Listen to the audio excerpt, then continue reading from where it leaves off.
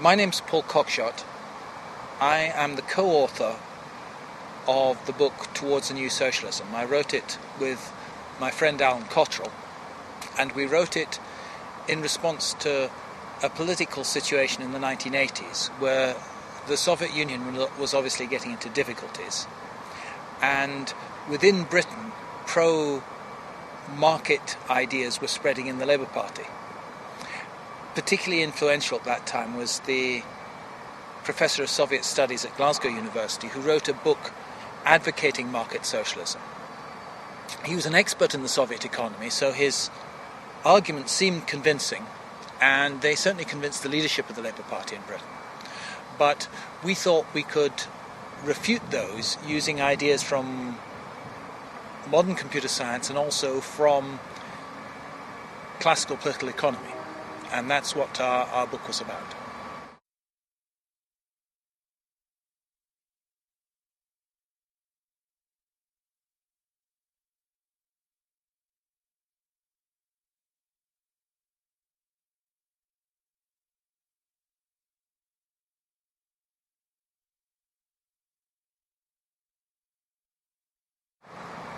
We're in the 21st century, and people are starting to think again of the viability of socialism.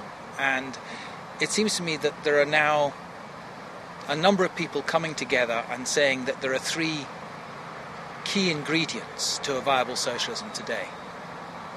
One of them is the replacement of money and prices with value-based economics, with economics based on labour time. The other is the use of the very much more advanced information technology we now have to make rational and detailed planning of the economy feasible in a way it wasn't before. And finally, the principle I think most modern socialists would advocate is the replacement of representative democracy with some form of participatory democracy, to give the majority of the people real control over the disposition of national income.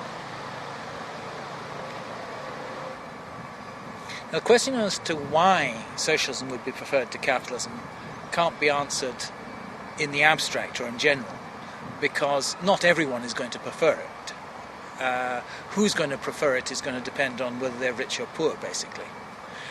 And the studies we've done of the distribution of income in Britain indicate that if an egalitarian system of payment was introduced, the overwhelming majority of the population would benefit.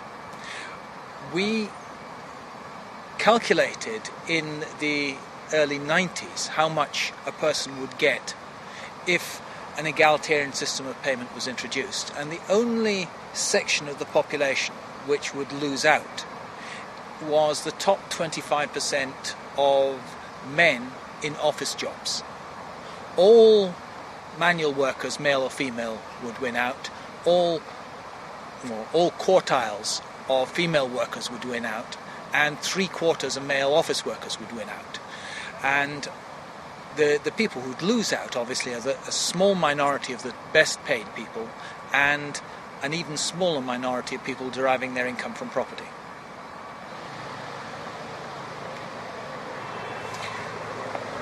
One of the points that Nove brought out in his book was the inability of the Soviet planners to plan in detail.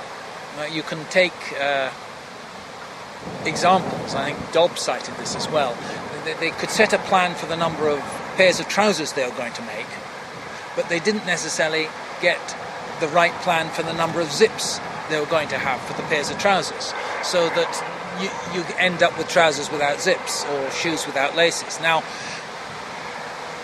that kind of thing came from the fact that the planned targets were set in aggregate terms.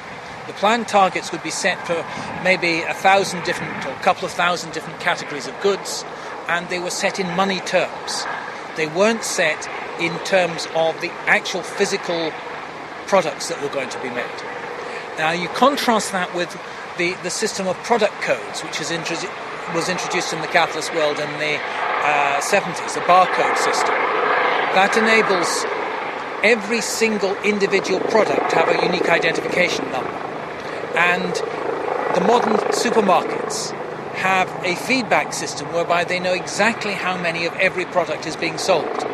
And you need a planning system that goes right down to the product code level if it's going to be efficient. I've done experiments with a modest computer costing maybe £5,000, which our department has, and found I could solve the equations for an economy roughly the size of the Swedish economy in about 2 minutes. If one had used the types of types of computers which the physics department here have, or any weather forecasting centre has, then it would be a very easy matter to solve the equations. The remaining problem is the problem of obtaining the information, collecting the statistics.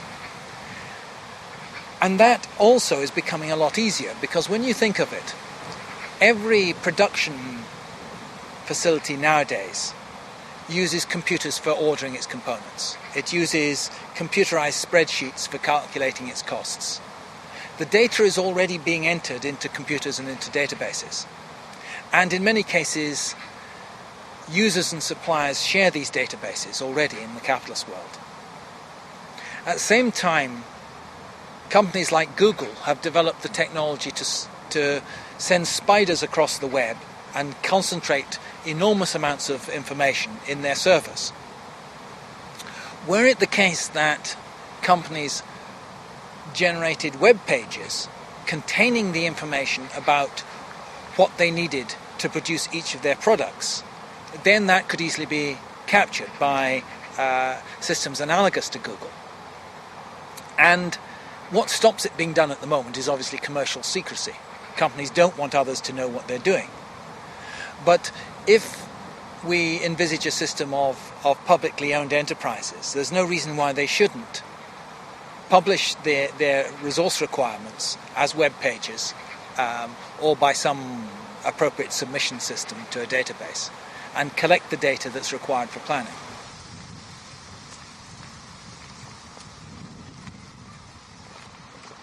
The idea of using labour vouchers instead of money goes back a long way in socialist thought. The first person to propose it was Robert Owen, who proposed it in probably about the 1830s or so. And his idea was that you'd get rid of banknotes and people would be paid in labour notes. And if someone had worked, let's say 5 hours during the day producing something, they would get labour notes denoted in 5 hours, and you could then go to a cooperative store and buy goods that had taken 5 hours to make. Now, if you did that, the middleman would have been cut out. There'd be no profit being made, either by the shop or by the employer, and therefore the main cause of exploitation would be got rid of in one stroke. And the idea was adopted also in one form or another by Lassalle, Proudhon and Marx. All the 19th century socialist leaders advocated it.